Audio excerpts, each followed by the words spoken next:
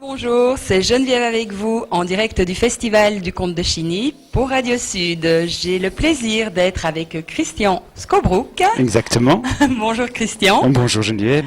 Alors on se connaît déjà. Oui. On va quand même te représenter pour les auditeurs qui ne te connaissent pas. Donc tu es un habitué ici du Festival du Conte de Chigny et tu fais des tas d'autres choses. Peux-tu nous en dire un petit peu plus? D'abord peut-être juste te présenter toi personnellement. Mais donc Christian Skobrook, je suis conteur professionnel depuis bientôt 10 ans maintenant. Je suis arrivé au conte il y a très très longtemps, et puis petit à petit ça a pris de plus en plus de place, à tel point que maintenant j'essaye quand même d'en vivre de façon principale. Donc voilà, je suis artiste à plein temps. D'accord. Justement, par rapport à ton travail d'artiste, tu organises des ateliers. Oui, c'est ça. Donc en fait, ici... Ça se déroule toute l'année. Toute l'année, ici à Chigny. Je rencontre les apprentis conteurs adultes, là, une fois par mois. On travaille ensemble une soirée et puis je leur donne des pistes à suivre pour le mois d'après et puis on se retrouve ainsi de suite. Et donc je viens ici au festival avec les gens de mon atelier et je leur demande de conter en rue. Ici on se retrouve toutes les heures pour raconter pendant une demi-heure des histoires. Oui, alors avant de venir à ce que font les artistes avec qui tu travailles pendant l'année, comment se passent tes ateliers pendant l'année ? Mais donc on se voit le mercredi soir et donc là on travaille sur tout ce qui fait un conteur. Alors souvent on pense à la parole évidemment, mais il n'y a pas que ça. Effectivement il faut apprendre à respirer, il faut apprendre à avoir une voix qui porte, il faut apprendre aussi à contrôler cette voix pour qu'on ne crie pas tout le temps, parce que une fois un conteur qui crie c'est fatigant pour le public. Donc il faut apprendre à moduler tout ça. Mais alors il y a aussi quelque chose qu'on oublie souvent, c'est le corps. Un conteur c'est aussi il doit gérer tout son corps. Alors même avant la gestuelle, c'est vraiment apprendre à simplement se poser et ne pas avoir des gestes inconsidérés. Souvent, moi j'ai les apprentis conteurs, comme ça quand ils arrivent, ils commencent à raconter une histoire et puis ils commencent à chipoter à leur bague par exemple. Et alors pendant tout le temps qu'ils comptent, ils chipotent à leur bague. On ne voit plus que ça. Donc là il faut leur apprendre, Et alors qu'est-ce qu'on fait des mains? Et puis, donc là après on part sur une gestuelle, poser le bon geste au bon moment. La respiration, oui. En fait, c'est comme de la musique, le conte. Le conte est réellement lié à la musique puisque ce qui est important pour un conte, c'est le rythme de la voix du conteur.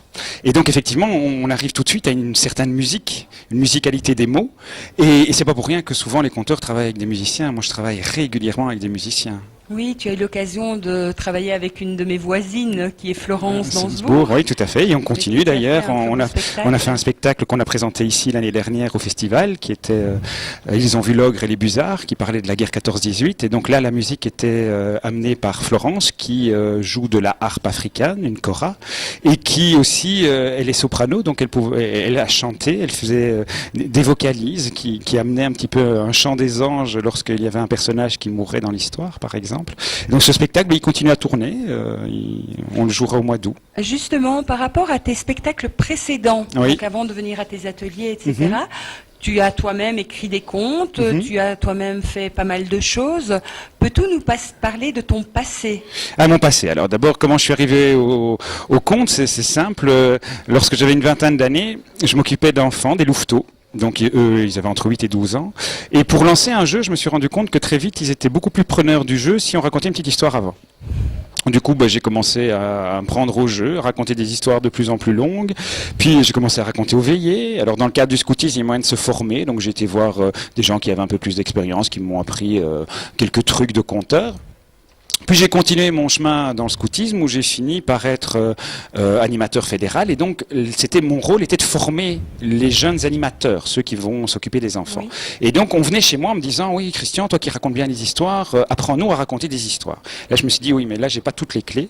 Donc là j'ai été voir, je me suis reformé avec des conteurs professionnels qui eux m'ont donné plus de clés et donc ça m'a permis d'une part de former ces jeunes animateurs et puis aussi moi de développer mon art et puis le conte m'a toujours accompagné un petit peu, je dirais, loin, pour mes enfants, pour raconter des histoires. Et puis, on est venu en Gaume il y a 16 ans maintenant. Tu es originaire de où? De Bruxelles. Je suis bruxellois. C'est vrai que j'ai tendance à on se connaît, on se connaît, il n'y a pas de souci. Donc, c'est pour les auditeurs, c'est moins évident. Mais et puis, en fait, donc il y a 16 ans, on est arrivé ici. Les enfants ont commencé à dire à leur institutrice que papa, il raconte des histoires. Alors l'institutrice m'a dit, Christian, vous pourriez pas venir raconter une histoire à la fête de l'école? Et puis j'ai fait ça. Et puis petit à petit, on a commencé à parler de moi parce qu'apparemment je compte bien. Et donc, et puis j'ai participé à une fête, une l'autre, jusqu'au jour où des conteurs professionnels m'ont dit, Christian, tu commences à tourner un petit peu partout. Tu demandes pas grand-chose, voire parfois rien, puisque pour moi c'était un hobby à ce moment-là, un plaisir. C'est resté un plaisir, mais ils m'ont dit, là, il faut te professionnaliser pour ne pas avoir de concurrence déloyale. D'où déloyale. viennent vos idées? Ah, mes idées, ça peut partir de tout. Beaucoup de littérature, parce que je suis féru de littérature, donc j'aime beaucoup lire. Donc j'ai fait des travaux des contes sur le Dracula de Bram Stoker. Donc j'ai adapté en conte le livre Dracula, qui est passionnant. J'ai travaillé sur l'univers de Boris Vian aussi, où j'ai fait un spectacle, mais là en travaillant un petit peu sur tout ce qu'il avait fait et en recréant quelque chose de complètement nouveau, mais où on retrouve tout son univers. Je travaille sur Jean Ray aussi, qui est un auteur belge d'histoire fantastique. Je suis féru de contes fantastiques, hein. J'ai toujours adoré ça. J'ai toujours bien aimé me faire gentiment peur, comme je dis. Donc même quand étant gosse, je me cachais derrière le fauteuil de ma grand-mère pour regarder les films d'horreur à la télé. Donc la littérature, mais alors aussi évidemment féru d'histoire et de légendes. Parfois j'écris des contes simplement parce que j'aime bien la Bretagne. Donc je vais lire 300 contes qui parlent de la Bretagne, puis je vais laisser reposer ça pendant 5 mois. Et puis un jour, je vais dire, tiens, maintenant j'ai envie d'écrire, et je vais raconter mon histoire, qui est un peu inspirée de tout ça, et puis qui va partir. Ou alors vraiment sur des faits complètement étrangers, quelque chose qui me frappe en rue. Je me dis, tiens, ça me donne envie de raconter une histoire.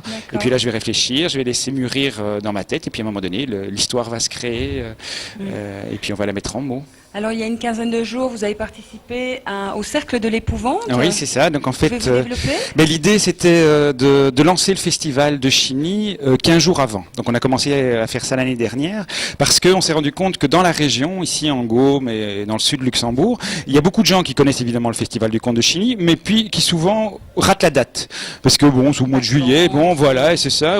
Et donc on les croise 3 jours après le festival. Ils me disent, tiens, c'est quand le festival? C'est la semaine prochaine? Ah ben non, c'était il y a 3 jours. Oh mince, on l'a raté. Et pourtant, c'est facile à retenir pour les auditeurs. Je rappelle que ça se passe toujours le premier week-end de juillet. Le deuxième. Le deuxième week-end. C'est le deuxième week-end de juillet. De toute façon, on bloque le premier et le deuxième. Voilà. Comme ça, on est sûr d'être là. C'est ça, exactement. Et donc, on s'est dit, tiens, 15 jours avant, on va faire un spectacle.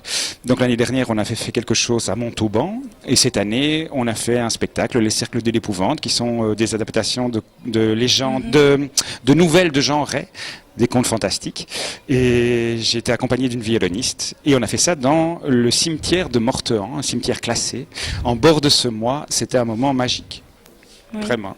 Donc Christian Skobroek, vous êtes un habitué ici du festival. Cette année, vous êtes là donc avec vos ateliers. Donc les personnes à qui vous avez donné des cours pendant une année. C'est ça. Et qui se produisent donc toutes les heures. C'est ça, 14h, 15h, 16h et 17h pendant une demi-heure. On est près des nouvelles écoles. Donc on a un petit chapiteau sur la rue. On est habillé de façon un petit peu originale, steampunk pour ceux qui connaissent. Donc univers de Jules Verne. Et on raconte des histoires. D'accord. Alors pour les auditeurs qui seraient intéressés de s'inscrire à vos cours, comment peut-il faire? Il suffit de me contacter ou de contacter Chigny Cité des Contes pour demander des renseignements. Je pourrais vous donner mon numéro de téléphone, c'est le 0498 52 66 78. Vous pouvez me téléphoner, c'est sur mon GSM. Sinon, vous tapez Christian Skobroek ou Conte en Gaume. Vous tapez Conte en Gaume sur Google et vous tombez sur mon site. Donc vous pouvez me contacter facilement. Et effectivement, il faut savoir que tout le monde peut apprendre à raconter des histoires et que nous sommes porteurs en fait des histoires qui nous font vibrer, les conteurs. Et tout le monde a des histoires qui les font vibrer. Et souvent on se dit tiens, je vais pas raconter parce que c'est une belle histoire, mais moi je sais pas raconter. Venez chez moi et je vous montrerai comment il faut raconter. Est-ce qu'il faut est-ce qu'il faut un talent particulier? Il faut pas un talent particulier. Il faut simplement être, je pense, sincère et généreux et avoir simplement l'envie de partager. C'est tout. Moi, c'est pour ça que je suis conteur, c'est pour partager. Et vous dégagez quelque chose qui effectivement est dans le partage et dans le bonheur. C'est très agréable d'être en votre compagnie. Merci. Est-ce qu'il y aurait une question que vous n'auriez pas aimé que je vous pose? Franchement, non. Comme ça, vous pouvez tout me poser. Moi, j'assume tout. Non, c'est très bien. Voilà, c'est une manière aussi de vous découvrir. Oui, non, tout à fait. Non, franchement, que... vous pouvez tout me demander. J'assume tout. D'accord. C'est très bien. Et est-ce que vous auriez quelque chose à raconter oui, pourquoi pas. D'abord, avant de terminer, vous pourriez peut-être nous raconter une histoire, petite histoire, mais une histoire très courte, qui, que c'est ça qui ferait 30 secondes. Hein. Oula, ça va être très court, très court. Attendez, qu'est-ce que je pourrais raconter?